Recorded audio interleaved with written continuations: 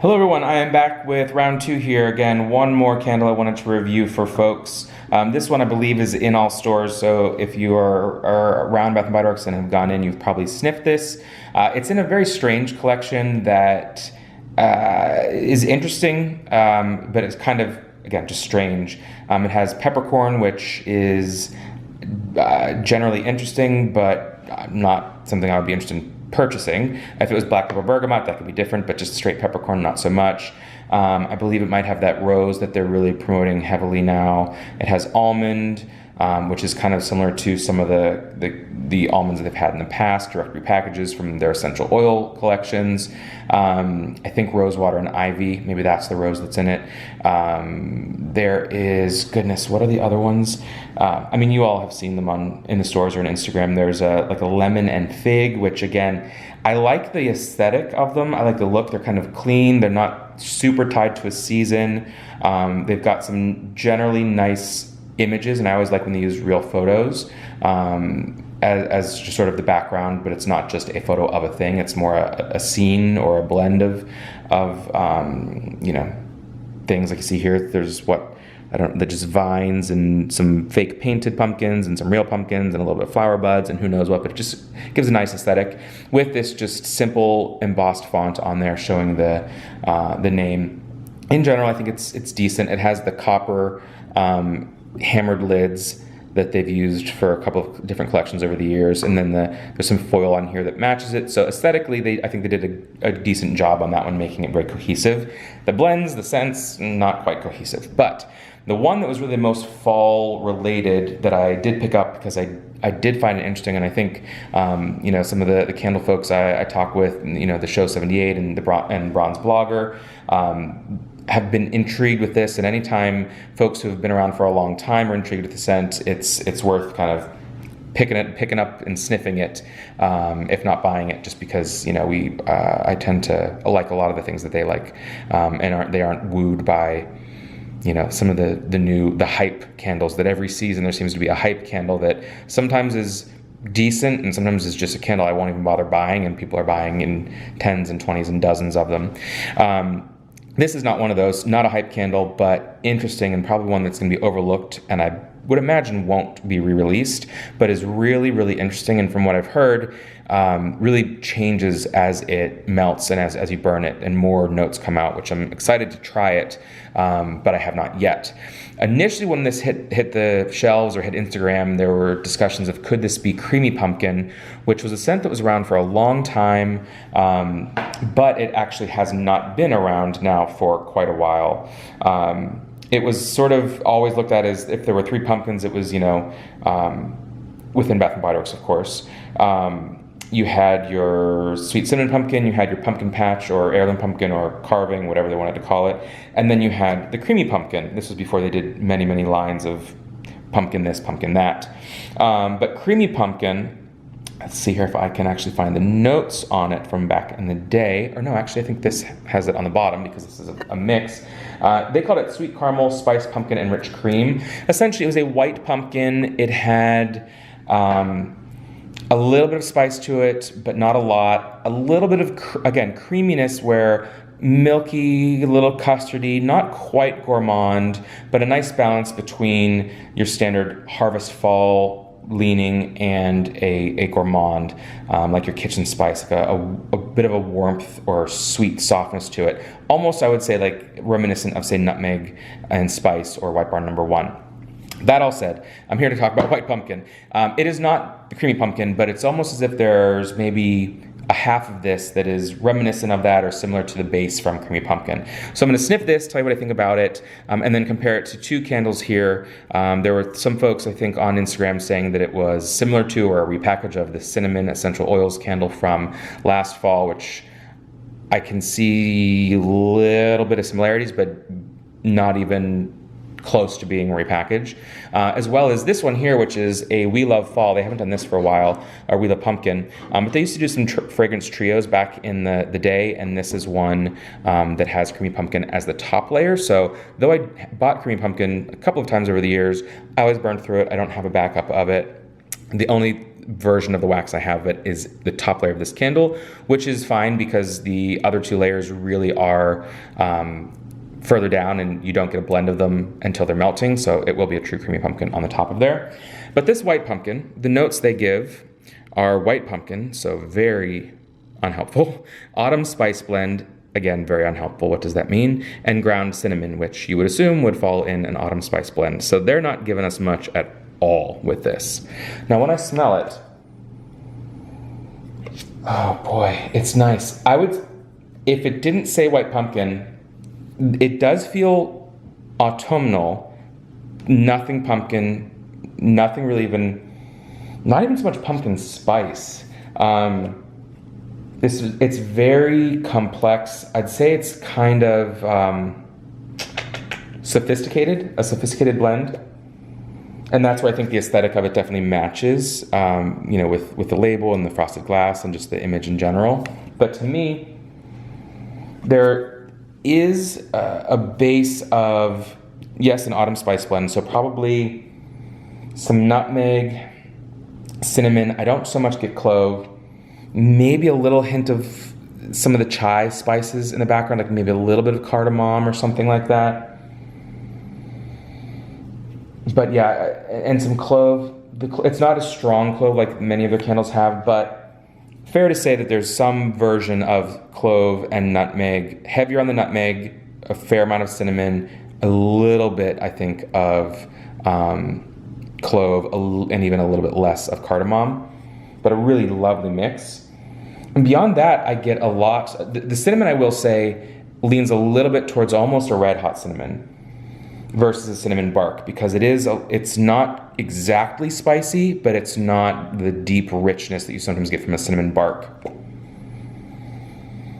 Yeah, there's a hint of a spice to that, which again, like a spicy cinnamon. And it's got this milky base that, like, you could almost say it's creamy, not quite custardy, like not really gourmand, but creamy in the way that nutmeg and spice, White Barn number 1 is creamy. Creamy almost in the way, I would say this almost to me leans towards like a vanilla, I guess not vanilla, but like a chai tea latte with milk or cream with a little bit more cinnamon. Yeah, I feel like this could potentially, if it were named like a chai latte not meaning espresso, but chai tea with milk, I think that could work. The only thing that's pulling me off on that is that the cinnamon is the dominant spice in here, which that bright, spicy cinnamon is not so much the chai cinnamon that you get, or the dominant spice you get in chai, but to me, I would almost call this like a chai candle. Now, the one other thing with this, again, because like I said earlier, it's very sophisticated. To me, it's a daytime scent. It's a late summer, mid-fall scent. Could almost be year-round, again, because it's got that spicy creaminess. The creamy, the reason why I say milky and maybe vanilla, but not a heavy, thick vanilla, not a body care vanilla. There's no musk, sandalwood, nothing like that in there. Not a tonka bean style vanilla that's just very, enrobes the scent. It is truly a creamy vanilla. Or creamy milky with a little bit of like vanilla beans in the milk. But I feel like potentially there's also, I don't want to say floral, but there's an additional layer to this. Aside from the spice, aside from the creaminess, it's a very, very background, very, very faint, could almost be, I don't even want to say floral, more something botanical, not really leaning heavily green, certainly not earthy, but something that you could almost find in a sophisticated fragrance. The way that, things like, no, I'm not saying it's saffron, but the way that you can get saffron or many different types of green roots or herbs or, fennel or just the most random things you can find in the notes for fragrances. This has something that, again, just adds, I hesitate to even say that really because it's so hard to pinpoint what it is. Again, certainly not floral really, but it's just something that adds, there's a complexity to this beyond spice and cream. There's something that elevates it to something, again, a little bit different and unique. Looking back again, the notes, just pumpkin, spice, and spice, so not very helpful. Now I know some folks have compared this to cinnamon from the Bath & Body Works Home, kind of ugly label, Essential Oils collection from last fall, in that it was just said made with clove and nutmeg essential oils. Now this, I bought it because I liked it in the store. I burned it a few times. The burn wasn't great, and actually I didn't end up liking it. It came off, for having essential oils in it, actually came off kind of artificial to me. This is cinnamon. It is a creamy cinnamon versus a just hot spice, candy cinnamon, but it's also fairly sweet. I think it's a reworking of an older scent. I don't know exactly what, I don't remember it from years ago. Comparing the two, there's almost nothing similar to these. You don't have this, the white pumpkin has that milky sweetness that cinnamon does not have. There is, I can see someone getting confused in the sense that this cinnamon is not just a red hot or the traditional spice like a candle from years ago. There is something that warms this and makes this not creamy, but just a little softer, like a soft cinnamon. Potentially almost, I would say, like actually a very soft musk or something in this. So not at all the same candle, and reminiscent only in the sense that they're two non-traditional cinnamons, perhaps. And then the final one to compare to our good old creamy pumpkin, which again I don't have in itself, but this candle, which I usually, it's more of a decorative candle because I don't want to burn it, because I do like the look of it. This was a really, they've had a couple of years they've done these. Sometimes they're the most simple, basic, boring scents. This year, which actually was 2015, was a great mix. Well, 2 out of 3 were great.